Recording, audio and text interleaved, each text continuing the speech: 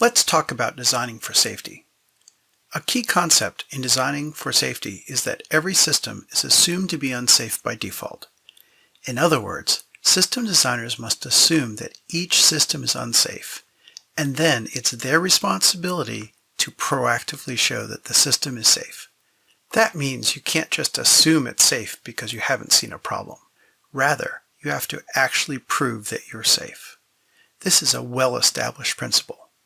One convenient place to read more about this accepted approach to safety is DEFSTAN 00-55, which is a UK Ministry of Defence standard that is easily accessible on the web. In general, the process of arguing safety involves four main steps. First, you ask what can go wrong, and what does safe really mean anyway, and you write this down.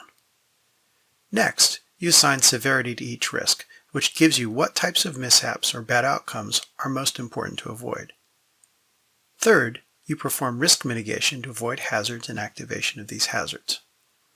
Finally, you address residual hazards by developing software with an acceptable level of integrity to ensure that no safety-relevant defects remain in the software when it is deployed.